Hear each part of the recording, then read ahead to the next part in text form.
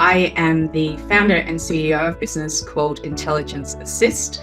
We have been operating for about 6 months now, and with the big AI revolution coming along, we saw the opportunity to help small businesses adopt AI. So it's not easy setting up a startup, and mine was even more complicated because I don't fit the standard model of a startup. Startups normally are developing tools or are the consumers of tools. We are right in that middle space of being a service provider, which actually positions us really well to understand what businesses need. And what people want is more time back. And so often we start with what do you hate doing, and what would you like to be better at? And so we start often with the emotive side of things. And of course, there's always the administration, updating my CRM or responding to emails, keeping track of my emails.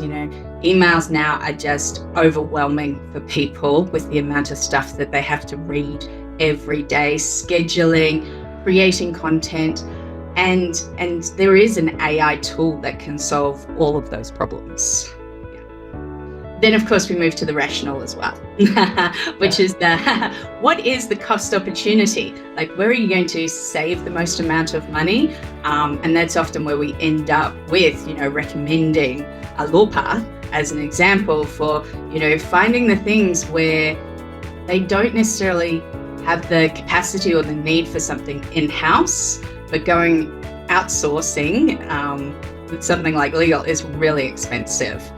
So financials and legals and all the back end, that's where some of the really good opportunities are.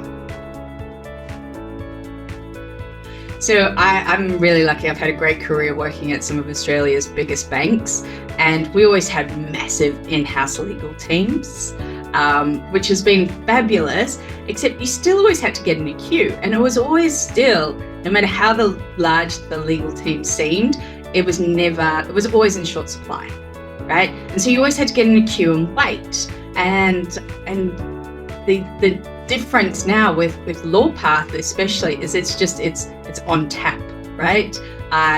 If I'm really, really urgent, I can use the on-demand chat function and just get straight to somebody who can answer my question. Or I can book a consultation, and to be honest, I've never had to wait more than about 24 hours to get time just to sync up the two calendars. Yeah. So what I love the most about Lawpath is that hybrid, that I can be still a human in the loop, but only to a certain point, but I need that final verification. So the way I like to use Lawpath is I'll go in and I'll find the right document or the closest fit that I can, fill it out using all of the template fields.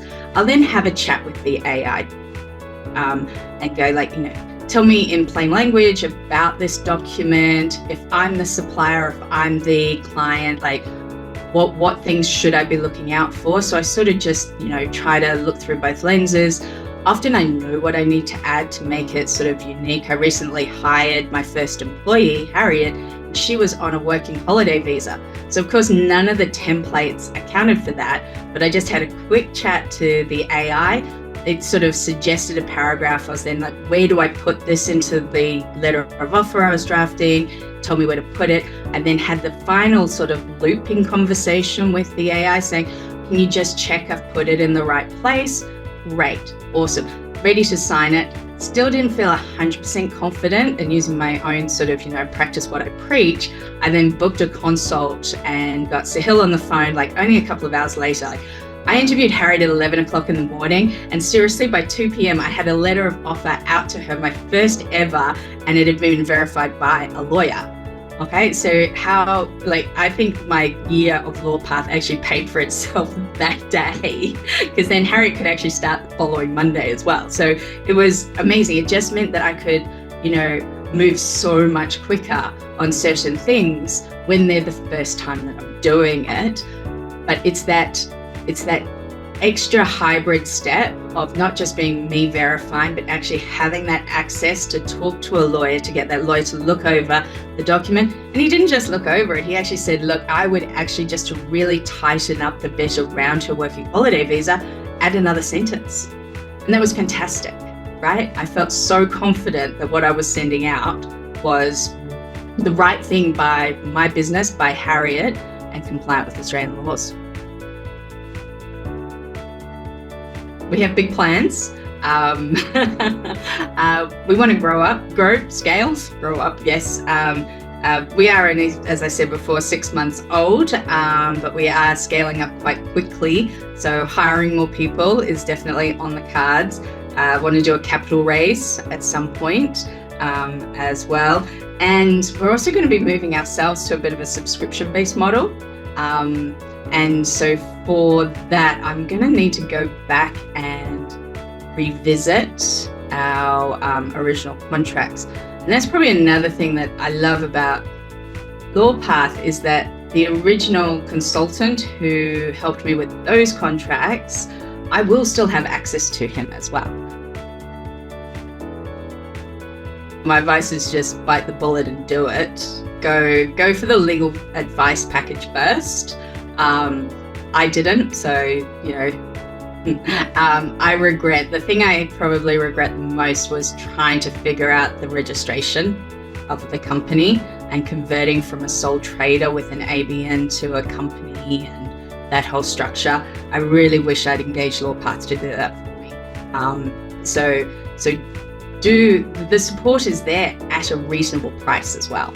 And it's okay to ask for help. You don't have to try and navigate it all by yourself.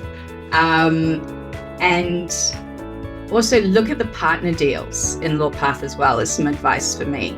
A few things I sort of went off and did, but I definitely got better deals through, I got my indemnity and public liability insurance through BizCover, and they connected through your website, and so it was a really good deal that I got. So everything you kind of need is in law. So just go there first and look for what you need, and you'll probably find it.